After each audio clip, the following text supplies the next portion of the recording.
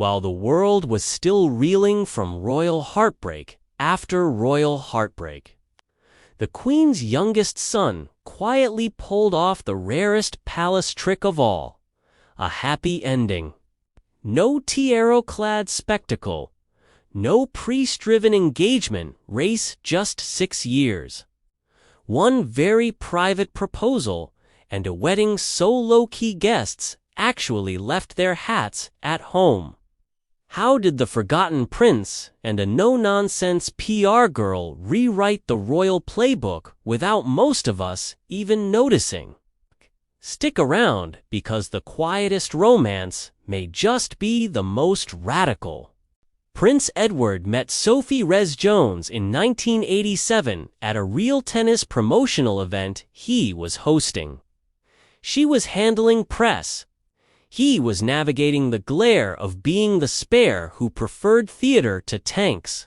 Sparks didn't exactly fly that days. Both were seeing other people, but they definitely remembered each other's laugh. 6 years later, at a charity cricket match in 1993, Edward spotted her again across the tea tent. This time, he asked for her business card, not her number. Very Edward, wouldn't you say? Then rang the office switchboard until she picked up. Walk. Their first date was a walk around Windsor Great Park. Sophie's heels sank in the mud. Edward carried her shoes, and palace guards pretended not to stare. By Christmas '93, they were unofficially exclusive, meeting in friends' flats so the tabloids couldn't catch them. For a man whose siblings had married in whirlwinds, Edward was determined not to repeat that pattern. Translation: 6 full years of undercover dating, no engagement speculation. No leaked ring sketches, just 2 adults figuring out if they actually liked each other when the cameras were off. Inside palace walls, Edward earned a nickname, the Reluctant Royal. He hated white tie formality, loathed ceremonial regiments, and once told a courtier he'd rather run a television company than ride a horse. His great-uncle, Lord Mountbatten, had advised him to find a job first, then a wife, so Edward threw himself into ardent productions while quietly courting Sophie. The press mocked the company's earnings.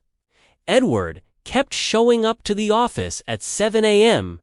because, well, he liked earning his own round of drinks.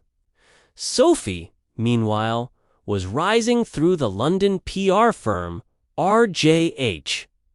Colleagues recall her locking herself in a broom closet to take Edward's calls so nobody overheard the royal accent on the line. They protected the relationship the way any good publicist protects a client, by staying boring on paper. No nightclub exits, no yacht holidays, no ski lift rows, just dinner at the local Italian and weekends in the country with her family. It was, by royal standards, almost defiantly normal. January 1999. The Bahamas. Edward packed a 2-carat oval diamond, flanked by 2 heart-shaped stones from Asprey and Garrod, naturally into his wash bag because he still didn't trust palace security with the ring box. Over a private beach picnic, he asked. Sophie cried. The only witness, a puzzled seagull. They flew home on separate flights. Another Clocon dagger moved to dodge lensmen.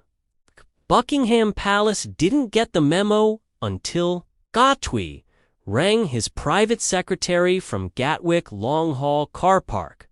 I've asked Sophie to marry me. Press release at noon tomorrow, please. Even the Queen learned before the rest of us, exactly 24 hours ahead. That, in royal terms, is practically lightning speed. If you're enjoying this deep dive into the marriage that almost slipped under the radar, tap like because up next is the wedding that famously ditched the parade, the dukedom debate, and the hat ban that rattled the millinery trade. 19th of June, 1999, St. George's Chapel, Windsor. No state carriage ride, no foreign dignitaries, no military fly past. Instead, 550 friends, family, and a sprinkling of celebrities who actually knew the couple. Guests received a single-line dress code, evening gowns. No hats, please. Cue audible gasps from courtiers who still measured respect in feathers. The Queen Mother, then 98, exercised royal privilege and wore a peach lace fascinator, technically not a hat, but nobody dared correct her. Edward's brothers served as supporters, the royal version of best men. Sophie's niece and the prince's godchildren carried her 20-foot train of hand-dyed silk. She walked down the aisle to a voluntary by the chapel organist. Not a national anthem, and chose to say the word obey, the first royal bride to do so since Diana dropped it in 81. Commentators called it retro. Friends called it Sophie being Sophie and afraid of tradition when it felt personal. The ring, fashioned from Welsh gold, carried on a custom dating back to George VI, a lovely nod to history. But the biggest headline flashed hours earlier. Palace announced Edward would become Earl of Wessex, not Duke of wherever, a royal source reportedly muttered. He wanted something that wouldn't intimidate Sophie's clients, proving the PR exec was already editing the family brand. Reception in the castle's vaulted hall, long tables, scented candles, no seating chart dictated by rank. Prince Philip reportedly manned the barbecue in tails. The Queen tapped her foot to a jazz trio. Speeches ran to 15 minutes total, and the couple left at 11 p.m. A vintage open-top Rolls-Royce lent by Prince Charles confetti, supplied by Sophie's mum from a garden center bin. They spent the wedding night at Windsor's honeymoon cottage, then jetted to the Caribbean for a fortnight so low-key the press only found them when a beach bar owner tweeted a blurry toast photo. No televised kiss, no balcony moment, no souvenir breakfast china. And yet, approval ratings soared. 72% of Britons polled said the stripped-back ceremony made the monarchy feel more relevant. Sometimes doing less, it turned out, earned more.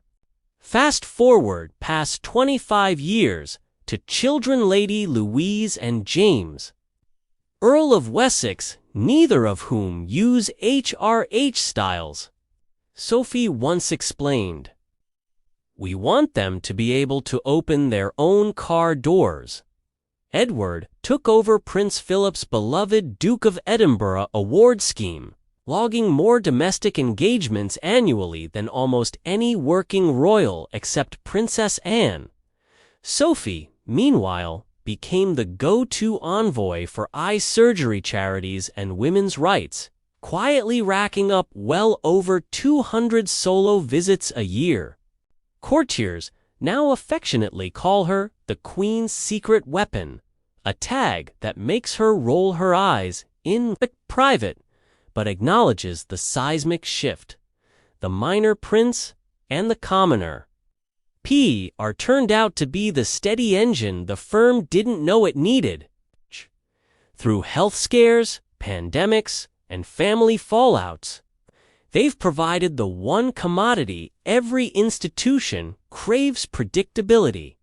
Smash that subscribe button if you want more stories about the royals who truly keep calm and carry on without the drama, because next we're looking at how Sophie's undeniable relatability might be the crown's strongest asset in the next decade. Therapists call it intentional dating. Edward and Sophie just called it common sense. 6 years let them cycle through job changes, family losses, and press frenzies before legally binding anything. They kept separate addresses until engagement, guarding identity outside the relationship. They divided labor his passion projects.